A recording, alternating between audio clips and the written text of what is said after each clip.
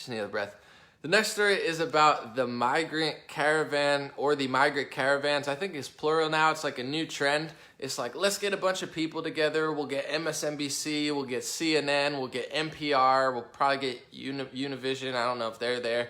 And then we're gonna be like the Scooby-Doo Mystery Trail, and we're just gonna be moving through Guatemala, Honduras, Mexico, and it's gonna be a big story, and they're gonna follow us and be like, is Trump racist? Is Trump gonna do something? Or it's like, so apparently there's more caravans. That's the new wave. Like, get a bunch of people together, run across these countries. Anyway, so the caravan, they're reporting on it, saying that they're seeking asylum, which I think to an extent is true.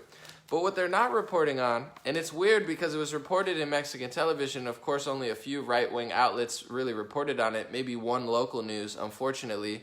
That's what the media does. That's why I always say liberal media it's not that conservative media is perfect, it's that liberals own like 95% of the media, and they've convinced you to hate Fox and Breitbart, which will be fine, but there's no other out. So it's like if only Fox or Breitbart reports on it, and then they say, oh, it's just Fox and Breitbart, they can effectively, literally control your mind and control the whole world. They own Facebook, Twitter, Google, YouTube. They're not going to talk about this stuff. Social media is not going to talk about it. Any television station outside of Fox. So if they can convince you to not like those two and not listen to them and think everything's propaganda and listen to them, they can effectively control every single element of everything that happens and hide the truth from you. I don't believe Fox and Breitbart, everything they say, any more than I believe CNN and Washington Post. But I'm not going to allow the 95% fake news start a war in the Middle East media to convince me, oh, no, we're the good guys, the 95%, and those guys don't even consider what they're saying because it's so crazy. But if you read the article, they actually show proof. So the let me get to where it is. Sorry, I got my notes here. The Mexican news, Televisia Noticias, reported that one of the migrant caravans set fire to a Mexican government immigrant facility. Does not sound like love and compassion. I thought we loved the immigrants. I love the immigrants. I know a lot of people love the immigrants. Some people in the caravan, not so much. They set fire, according to Televisia Noticias, to a Mexican government immigrant facility. Wow. Anyway. And that was apparently hours after they had a shootout with Mexican police, where I believe one of them died. I don't know if they had a separate shootout or these are two shootouts. I don't know what's going on anymore. We could talk about the caravan all day, but I'll wrap it up with this, what I've been saying all the time. What I don't like I said, there's hypocrites on both sides for sure. There's liars and people who are just lame on both sides for sure. But only in modern day liberal and progressive ideology, you only find all of these people are bad, like Don Lemon said on TV, white people, they're terrorists. But it's like all these people bad, Americans bad, conservatives bad, Guatemalans and Hondurans, even though the crime rate's way higher, they're all good no matter what, and you're racist if you don't even want to consider it. So it's like, of course that's not true.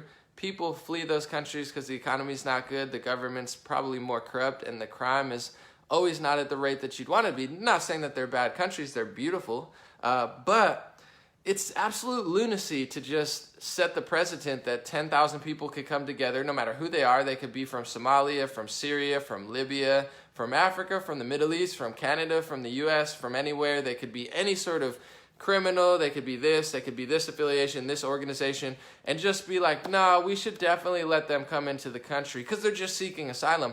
This doesn't work. I'm going to get into the next story. Well, actually, this is part of it.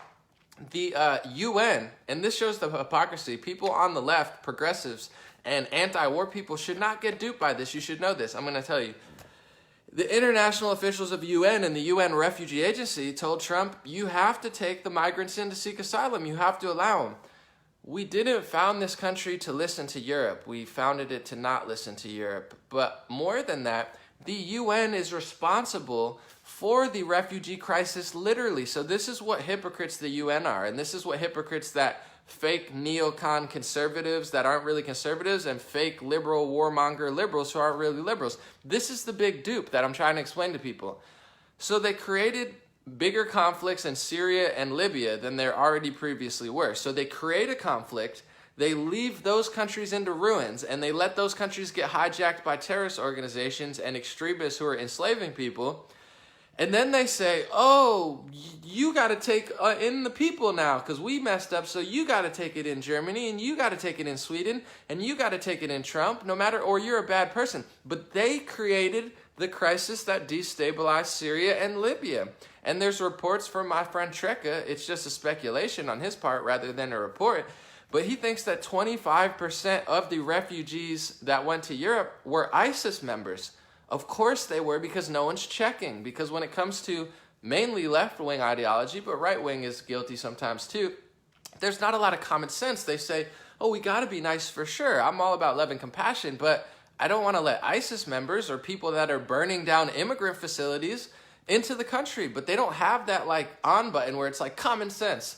Well, I'm nice and compassionate and I love immigrants and I love refugees, but I don't want ISIS members. They don't have that. You have Justin Trudeau who's like, ISIS members are no different from the Italian immigrants who settled here decades ago. And you're like, bro, what?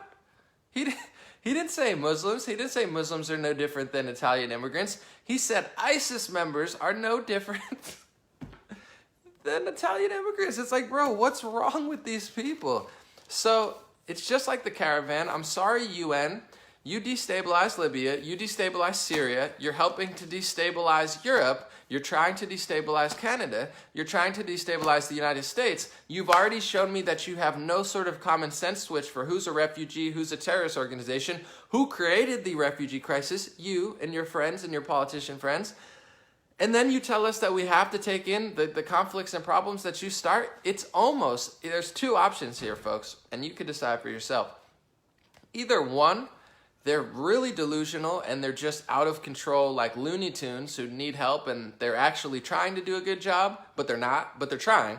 It's like they tried to help in Libya, didn't work. They tried to help in Syria, didn't work. They did the opposite. They tried to help in Europe, didn't work. They tried to help in Canada and US, didn't work. Either that's true, that they're just really foolish, or they're very sick, twisted people who are personally doing this. And I don't know which one it is. Personally, I find there a lot of evidence that they're purposely destroying Libya, purposely destroying Syria, purposely trying to destroy Europe, and purposely trying to destroy the United States.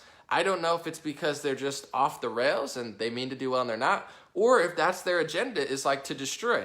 I don't know, but either way, it's a lose-lose for the United States. So no, Trump should not listen to the UN. Nobody should really listen to the UN when it comes to foreign policies, because their allies, which included the United States and many others, France, UK, and others, under politicians who weren't Trump. Trump's doing a way better job. They are the reason that there are a lot of these conflicts, and you could even go to South America. We're not all to blame for it, but we've had a lot of intervention in those countries as well. And one of my things when I thought about America first, I wasn't thinking the patriarchy. I was thinking, oh, great, we're going to focus on ourselves instead of meddling in South America, instead of meddling in the Middle East. We're going to be strong. We're not going to leave the world stage, but we're also not going to just destroy everything and be like, oh, we're helping. So that's what I thought. Thank God that's happening. Trump definitely shouldn't listen to the UN. And the migrant caravan has a lot of weird stuff going on. I don't think Mexico, and there's a second one coming, and Mexican police, as we're talking about this one, Mexican officials are fighting with the new one because it's like, oh, it's terrible. It's like how to destroy a country 101. Yes, I love immigrants. Yes, I love refugees. Yes, I love asylum. But we have to have some sort of common sense and strength, or else we'll continuously be taken advantage of by the world's worst people. And I don't want us to be taken advantage of by bad people in the United States, regardless of race, religion, gender. They need to be held accountable, and so do not good people from other countries, and so do organizations who have literally, done nothing more than to tank large portions of the world. They don't decide what we do. On the next note, I want to talk about